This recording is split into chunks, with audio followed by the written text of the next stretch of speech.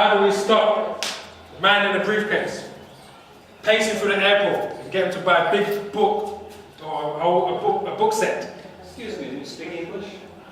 Yeah. However, any techniques they use. But the point is that the reason why you want to know these categories is because you need to understand exactly what the student needs. Otherwise, you end up emphasizing the wrong thing, or the wrong dimension, the wrong aspects. So, here in humility, there's multiple ways that you can go around it. Some people already know that they need to be humble. They just don't know how. And some people, they don't even know why they should be humble. Isn't it? Not really a common occurrence, right? Or let's go with accepting others. They may know, yeah, I've got to accept, just don't know how. Or they may know how to accept, they just don't know why they should read. So some people, they know how to read, they just don't know why they should read. And some people know that they should read, they just don't know the skills of studying or reading. Isn't it? So it's not, so imagine, so you have to know exactly what a person needs emphasizing. So these categories of learning means that you emphasize the right things. And in your presentation, you may deal with multiple. Or you may deal with multiple, but in different percentages. So 50% skills, 50% values. Or 10% skills, 90% values. You may have a mix, a kitchery of different knowledge, skills, and values according to your audience. So this is very important to understand, because when we're dealing and building our speech and presentation plans, we're going to factor in whether a person needs knowledge, skills, values, or a combination of the three. Yeah? How can you get that understanding? The understanding comes from the need of the audience. So for example, you're in a spiritual group and there's a lot of fighting. Okay? What's the need? There's a lot of fighting. There's a lot of fighting going on. What's the need of that community at that time? Conflict resolution. Okay, conflict resolution. Good. So now, conflict resolution. Okay, so now what can you emphasize within conflict resolution? Accepting others. I mean, in terms of the knowledge, skills, and values, what is it you need to be emphasizing? It's not just how, but you might also need why. You need a combination of why and how. And you probably start with why first. Otherwise we're in trouble. So which one you emphasize first comes from the need of the people that are coming to your course or seminar. I was thinking of doing a project where we raise, between 5 and 15-year-old boys and give them tools into becoming a man. And so, have like a 6-week program, something like that. Now, let's say in my marketing of that, what would I need to emphasize? What's probably the most important thing I need to emphasize?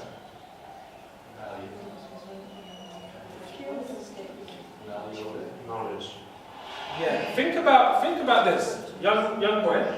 Think about my target audience. What's the most thing I need to emphasize? What would Is it 5 to 15? Yes. Yeah, between 5 and 15, something like that.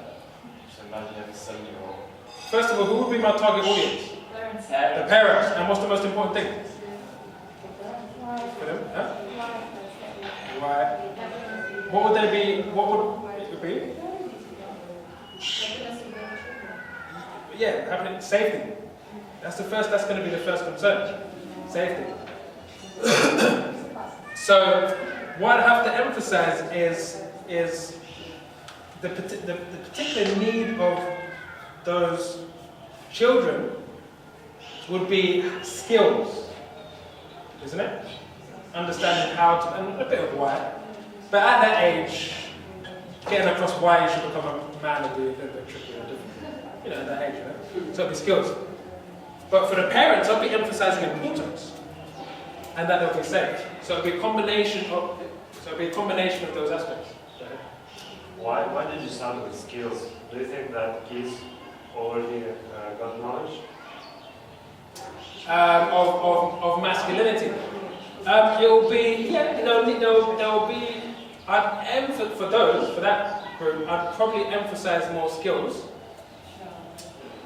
Because generally I found with that type of age and demographic, they realise the importance of it and the knowledge will come a bit later. Generally I found with that. It's a bit back, it seems a bit counterintuitive, but I've generally found with that demographic, just having the skills to survive and move forward and grow. And then more of that realisation comes in later, because I've noticed that the demographic with the young boys, more of that emotional faculty and intelligence comes a little bit later on. So in that case, please correct me if I'm wrong. As far as I understand, we need skills and we use skills to know how to use our knowledge. Is it right? Yes. In that case, so if we don't get knowledge, if we get knowledge later, why do we need skills? What for? Yeah, no, good point. So, a skill is based on the knowledge of you. The thing is that what happens is this. Just in this example, just keeping with this example. With children. Yeah, with children.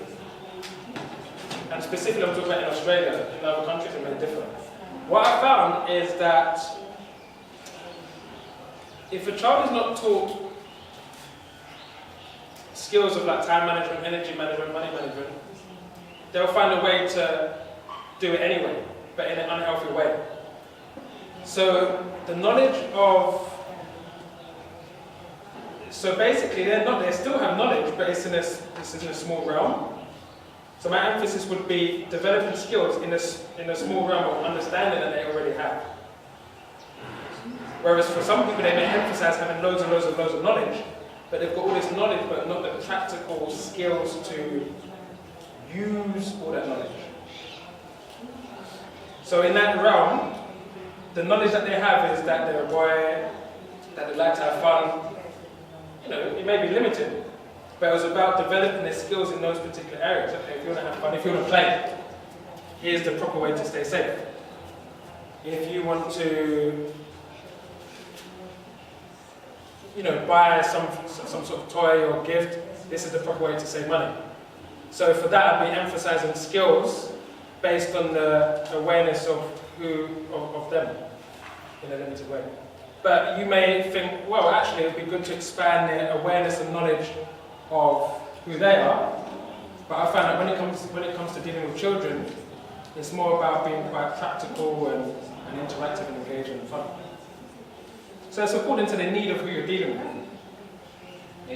Maybe the capacity of children to take knowledge at that age is not really kicking in. Yeah. Also the value, but the ability is kicking in. Yeah. So you use that then, and that one later. Yeah, that's for one demographic. For some else, it may be different. It may be a different emphasis. But in all cases, it's about understanding the need of who you're dealing with at that time. Srijana. I was just wondering, isn't it important to explain why you're doing it? Yeah, there'll be some emphasis on why as well, yeah. I think it's been more than knowledge.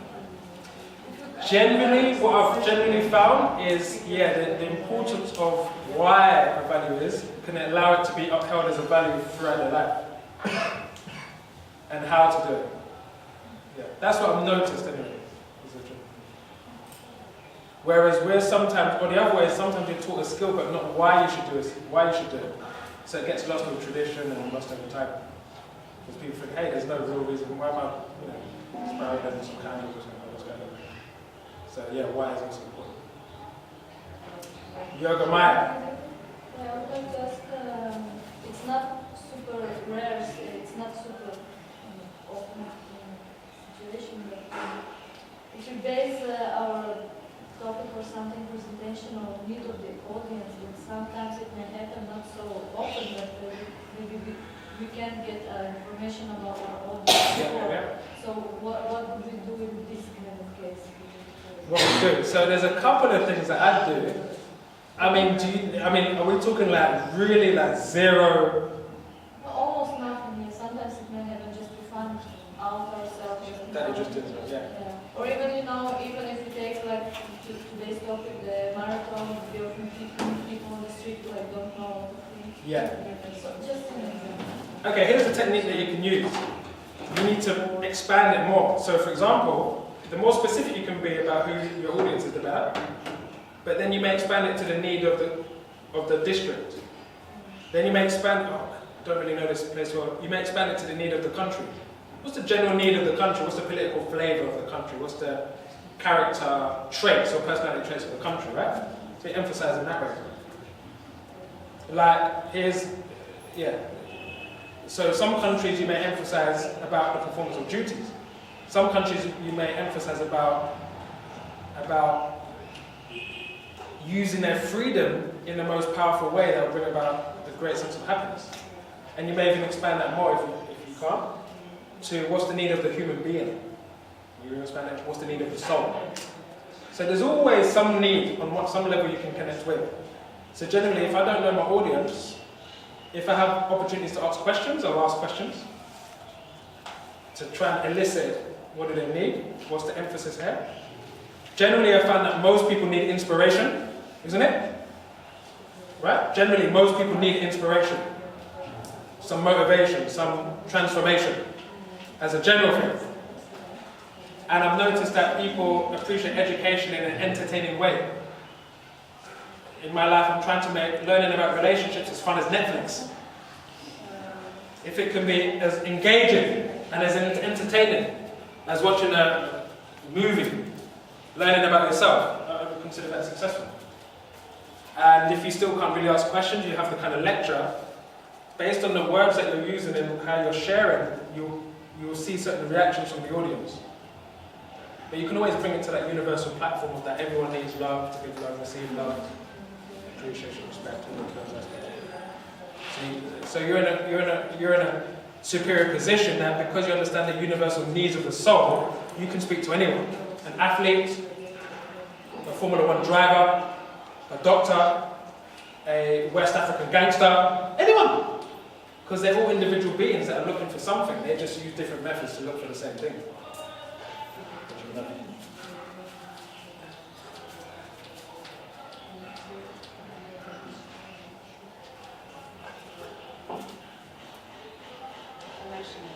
Connection. Thank you for the translation. Does it come back or no? Yeah. Yeah. Come back, yeah? Lovely.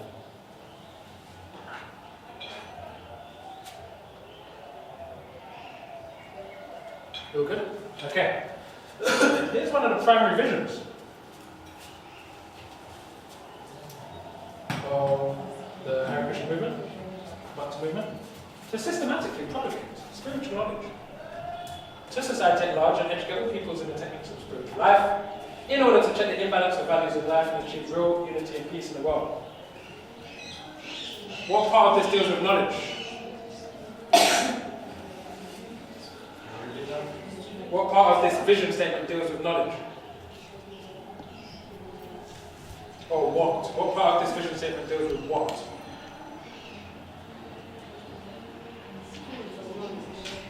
Yep, spiritual knowledge. Straightforward. What part of it deals with skills?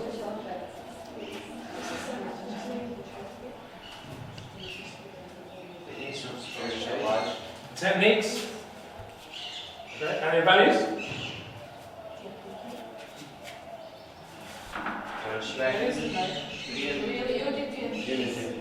Unity and peace, yeah. Values and unity and peace as well. Quite interesting, isn't it? Just, you've got a vision statement that this whole Mayapur, so many places in India, is based on sharing and upgrading the knowledge, skills, and values of the entire world. Specific statement. Okay. Any question? Yeah? Just want to make a comment probably. Go for it. So to make any statement strong, we could include in one statement knowledge, skills, and You can if you want, but sometimes it's not necessary. It's all about the need. That's why I keep bringing it back to the primary principle. Because once you consider the need of an audience, you can apply it in any country. Whereas if I say you should always have knowledge, skills, and values, it may not work in Nigeria. It may not work in Russia. It may not work in England. But if I say you apply your vision according to the need of the audience, that works everywhere. Because the need of the audience may change, may differ from time to time, country to country, location to location. There's examples I give in Australia that I would ever give in India. Or there's examples in India that Australians don't never relate to. Or things I'll say in Australia in London, it's like, what are you talking about? Things in London I'll say in Australia is like, I've never experienced that. You see the point? So it's about who you're dealing with, what their values are, and how you connect to that way. So some things you say will have knowledge, skills, and values, some just may have values of knowledge and skills. just question. So it is interesting that you say about the needs of the people, of audience. Yeah. But for example, I'm preparing a presentation about vegetarian. Yeah. So they think that they need meat. So meat is necessary for them. They think that this is their need. Yeah. So what do I have to do with their needs in that case? What is their need? Healthy food. Healthy food, okay. But they think that meat is everything. But healthy food sounds like even healthy food itself, is that a need? No, food is a need. Is that a need? Health. Need is health. Actually. The need is health. But even that, even with that, you can even extend it a little bit further, right? Say the need is for satisfaction or happiness, or, or peace of mind. So you can sometimes bring it even further back. So that they feel like they need to eat meat. Okay, why? Why is it they feel like they need to eat meat? Tasty. Yeah, it's tasty. Yes. Okay, what else? Especially in Australia. Okay, what else? So it's tasty. What else? Protein. Nutritious. Nutritious. Well, Traditional. it's just tradition. We've done it. I mean, I'm not Australian, less I do. Strength. It gives strength. So many things. Okay, so now within that, they're saying that meat represents all these aspects. So what you're looking to do is present how health and vegetarianism checks all those boxes. Right? Ticks those boxes? No. I'm saying that what you have to come across as in your presentation or seminar is how vegetarianism can tick nutrition, health, what else did you say? Strength. What else? No. Tradition, that you have to look into history for and check that. But the thing is another thing is even someone says tradition, but no, Australia we're talking about. Yes. Really? Are we really? As in, yes. They would say tradition, but the thing is that if they think that happiness is achieved through not sticking to a particular tradition, they may not stick to it. So I'd actually argue that point. That although they're saying that this is tradition, this is what we do because it's always been done, actually a lot of Australia is based on not that it's just been done, but it's actually something cool or fresh or exciting to do. So what I'd actually do is rather than battle on that point, I'd go beyond it. Okay, what about taste? They like this taste? They like the taste? Okay. They like the taste, okay, so still you want to go beyond this. So taste, but what does taste give to someone? Pleasure. Okay, so is there a way to be vegetarian and be joyful and have pleasure? Yeah. You see the point? So their thing is that eating meat gives me taste, taste gives me joy, joy gives me pleasure, stimulate pleasure. In other words, they think that by not being a meat eater, I cannot get pleasure. That's not the case. You see, so you're going beyond. So this is what I love about Vedanta. It goes beyond just a social conditioning. So in your presentation, it's not that you're going in rough. I'm not saying that. How you get to that objective is up to you. But there's something in business called a latent need. A latent need is when a person has a need but they don't know that they have that need. Isn't it? Isn't it like one of the toughest things to do to convince someone about a need they don't believe they have? So it was Henry Ford that said, if I asked anybody what would they like, they would have simply said faster horses. But he built cars. Walkman, remember the Walkman?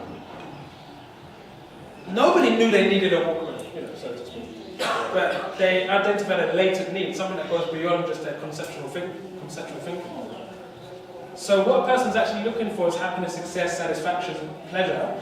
They can get that in connection with the Supreme. Then you explain that, and then part of connection with